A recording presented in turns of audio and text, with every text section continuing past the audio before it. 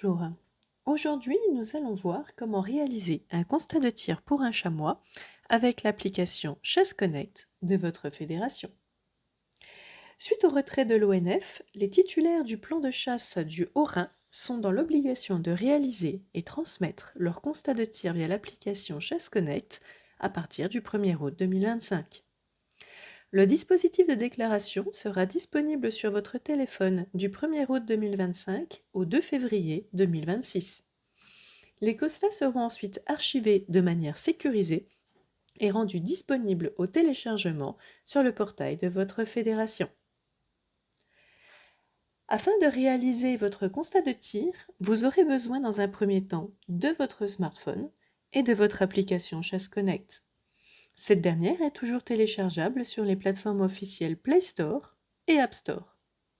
N'oubliez pas, vos identifiants sur Chasse Connect sont les mêmes que sur le portail afin de créer une connexion entre les deux plateformes.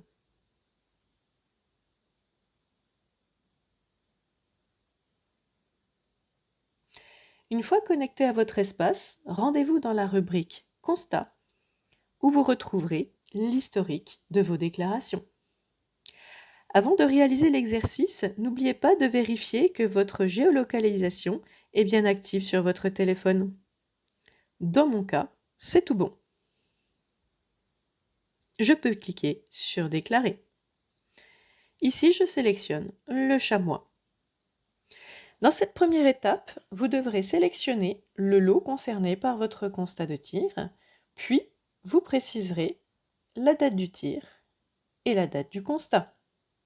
Vous pourrez ensuite récupérer votre position. Attention, nous rappelons que le lieu d'établissement du constat de tir n'est pas nécessairement le lieu où l'animal a été tiré. Il peut s'agir par exemple d'une cabane de chasse. Je passe à l'étape suivante. Ici, nous allons renseigner les coordonnées de l'agent constatant.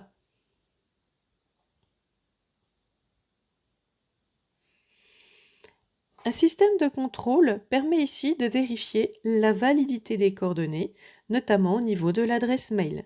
Ici, un arrobas est attendu pour pouvoir valider les coordonnées. Il en va de même pour le numéro de téléphone où un minimum de 10 chiffres est attendu. Je peux ensuite renseigner l'identité du tireur.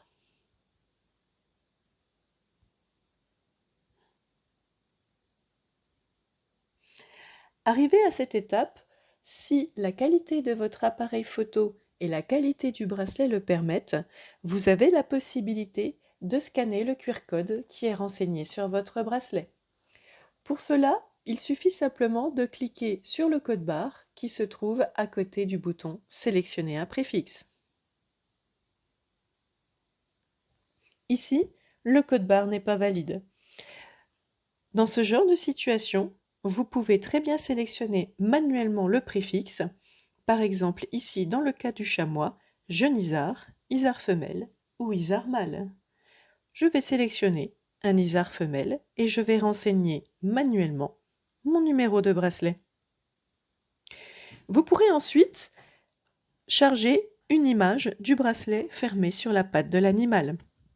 Pour cela, vous pouvez directement prendre une photo sur le lieu de tir grâce à la caméra de votre téléphone, ou sinon, téléverser une image enregistrée préalablement dans votre galerie. Ici, il s'agira d'un trophée. Je peux ensuite charger 4 photos de la tête de l'animal, une photo de face, une vue arrière, le côté gauche et le côté droit.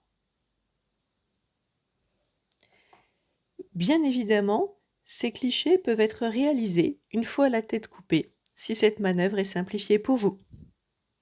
Vous pouvez ensuite passer à l'étape suivante. Dans le cas du chamois, le sexe de l'animal est libre, que dans le cas d'un trophée ou non. Vous pourrez ensuite apporter des précisions sur la catégorie d'âge. Lorsqu'il s'agit d'un mâle, vous pouvez préciser s'il s'agit d'un adulte, d'un éterloup ou d'un chevreau. Dans le cas d'une femelle, s'il s'agit d'un adulte, d'une éterle ou d'un chevreau. Dans le cas d'un chevreau, l'âge de l'animal est automatiquement renseigné. Ici, par défaut, l'animal a moins d'1 an. Vous pourrez également, tout en bas de ce formulaire, préciser la longueur du métatarse en millimètres. Ici, nous allons sélectionner une éterle et donc nous allons renseigner son âge. Cette éterle a 10 ans et elle pèse 30 kg.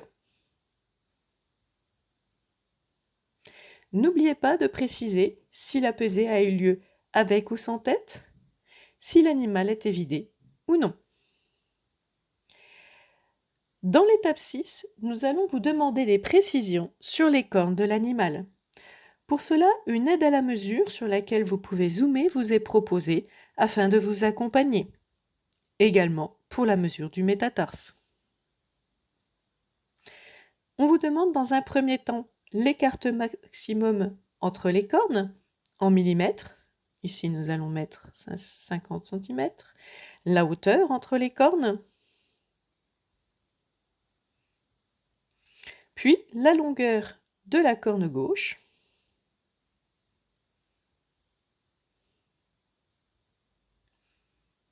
La circonférence de la corne gauche et de la corne droite.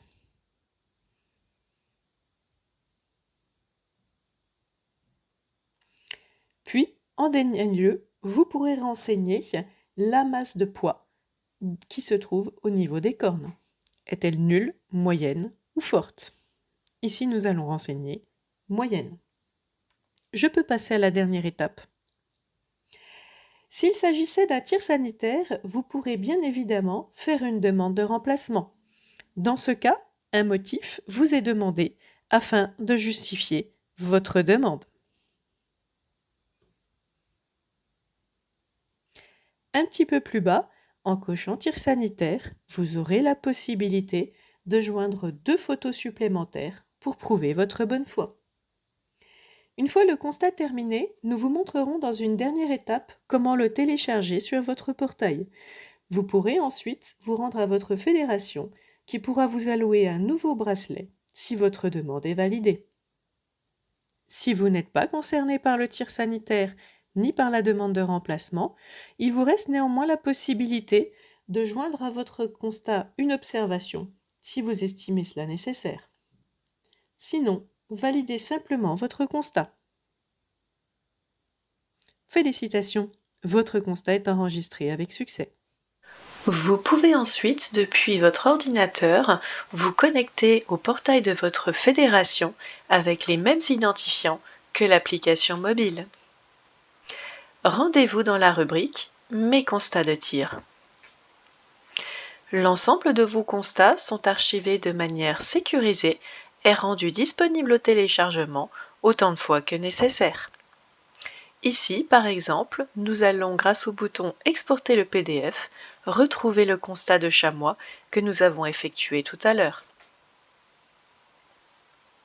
Vous retrouverez ici le numéro de bracelet ainsi que les détails du constat, ainsi que les caractéristiques de l'animal et de votre trophée. Vous retrouverez également les informations liées à la demande de remplacement et au tir sanitaire, si cela s'avère nécessaire.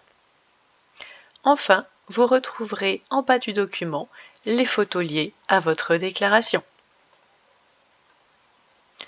Ces documents sont bien évidemment non modifiables. Néanmoins, ils engagent la responsabilité du constatant. En cas d'erreur, merci de vous tourner vers votre fédération. L'exercice est terminé. À très bientôt!